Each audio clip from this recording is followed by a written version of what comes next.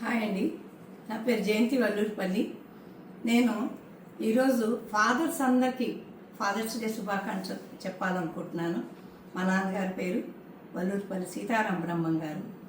మరి నాన్నగారికి 5 ఆడపిల్లలం, ఒక అన్నయ్య. మా 5 ఆడపిల్లల్ని ఏ లోటు లేకుండా పెంచారు. మరి అది విలేజ్ అయినప్పటికీ మరి మా నాన్నగారు సిటీ వెళ్ళి కమ్మ హాస్టల్లో బిఏ చదువుకుంటే ఎస్ఆర్ఆర్ కాలేజీలో మమ్మల్ని అంతా సిటీ వాతావరణంలోనే పెంచారు. నేను పుట్టేటప్పటికే కరెంట్ ఉంది ఇంట్లో, నేను పుట్టేటప్పటికే పై రేడియో ఉంది. మరి అన్ని సౌకర్యాలతోటి చక్కగా పెంచారు, మాకు ఏ లోటు లేకుండా. మరి తర్వాత తేలపల్లి హై స్కూల్లో మమ్మల్ని చదివించారు. అక్కడి నుంచి ఎడ్యుకేషన్ కొంతే ఉంది కాబట్టి మమ్మల్ని విజయవాడ తీసుకొచ్చారు. ముందుగా మా అక్కాళ్ళని తీసుకొచ్చారు 1960s. అక్కాళ్ళిద్దరూ ఎస్ఆర్ఆర్ కాలేజీలో చదివారు. మరి ఆ 2 అంతస్తుల మేడ, ఆ సౌకర్యాలు అన్నీ వదులుకొని మరి నాన్న అమ్మ విజయవాడ వచ్చేసారు పిల్లల చదువుల కోసం. అందరూ అన్నారు, ఎందుకు ఇంత ఆస్తి ఉండి అవన్నీ ఇచ్చే పిల్లల పెళ్లి చేసేక ఈ చదువులేంటి ఇదేంటని.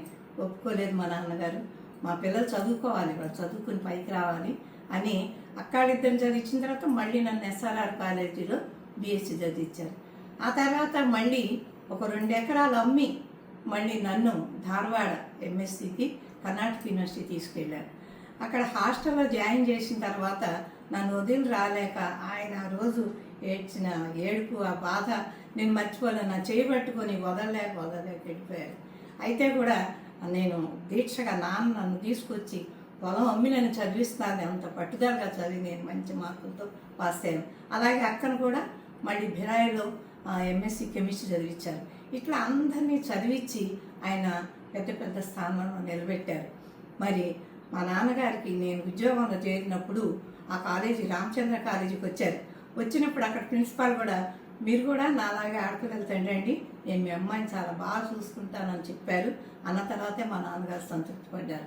మరి నా ఉద్యోగంలో 10,000కి రీచ్ అయినాక ఒకసారి తీసుకెళ్ళి నాన్నకి, అప్పుడు అంపాపురంలో ఉండేవారు, నాన్న తీసుకెళ్ళి, నాన్న ఇదిగో 10,000 శాలరీ నీకోసం తీసుకొచ్చాను నేనంటే ఇక ఆయన ఎంత ఆవేశం, ఆనందం చెప్పలేను. ఆ వర్ణనాతీతం అనమాట ఆయన ఫీలింగ్స్. ఇది కదా నేను సాధించింది, ఇంత ఆస్తి, ఇవన్నీ అమ్మితే ఏమైంది, ఈరోజు నా కూతుళ్ళందరూ వాళ్ళ కాళ్ళ మీద వాళ్ళు నిలబడి వాళ్ళ వ్యక్తిత్వంతో బతకగలుగుతారని ఆయన చాలా హ్యాపీగా ఫీల్ అయ్యారు.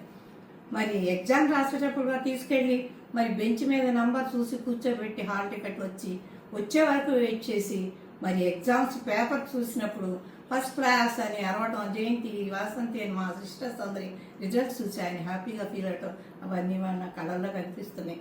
ఆయన పంచె కట్టుకొని స్వరద్రూపి మరి ఆజానుబాహుడు, చాలా